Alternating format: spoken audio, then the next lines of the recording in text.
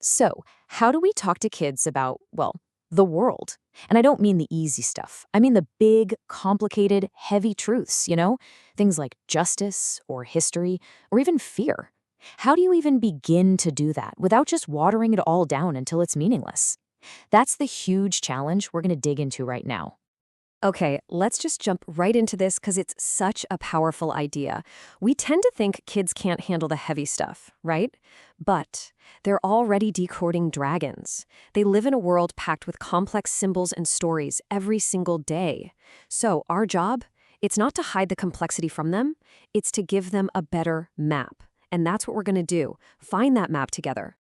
All right, so first things first, we have to completely rethink what knowledge even is. Forget the picture of dusty old libraries or some off-limits room. The whole idea here is to imagine it as something way more exciting, especially when you try to see it like a kid does.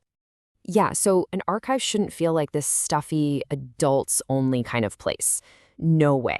For a kid, it's a treasure chest. It's just overflowing with all the stories and memories and truths that make up our world.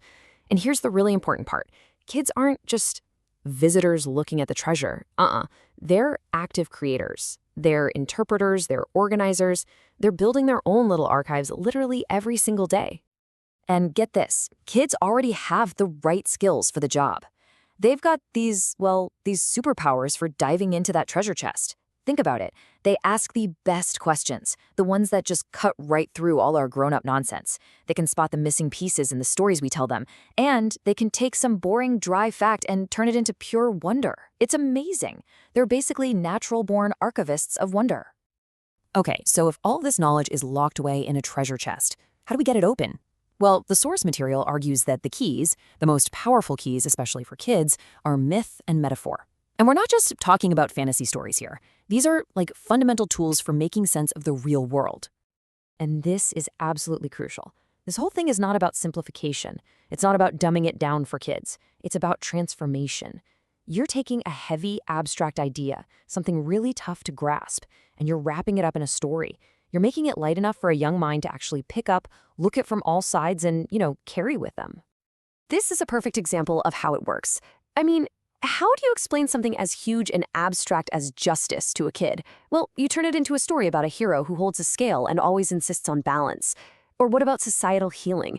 That becomes a story about a broken bridge that the whole community has to work together to fix. All of a sudden, these giant floaty ideas become real, tangible, something you can actually remember. And this method is just so versatile, you can use it for anything. You've got a super complex legal idea like forced arbitration. What even is that, right? Well, it becomes the troll who guards the bridge of voice, a character who stops people from telling their side of the story. Or a deep psychological thing like fear. That becomes a dragon. And not a dragon you run away from, but one you have to actually face and understand. All right, so we've got our treasure chest of knowledge and we've got our decoder rings, the myths and metaphors. So what's next? Well, now we get to the really practical part, a guide to actually doing this yourself. The source calls it the Dragon Trial, which is just a fantastic name for a way to, teach the flame of understanding. And the process is actually pretty straightforward. Step 1, pick a big idea, any complex truth that really matters to you. 2, turn it into a story.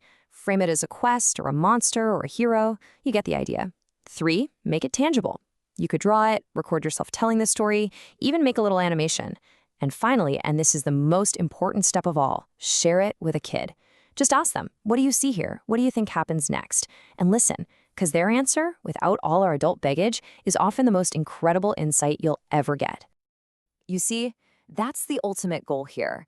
When we do this kind of thing, we're not just explaining one concept. It's so much bigger than that. We're passing a flame. We're empowering the next generation to be the keepers of these important stories and the guardians of truth. To become, as the source puts it so beautifully, the dragons of time. So let's end with a challenge for you.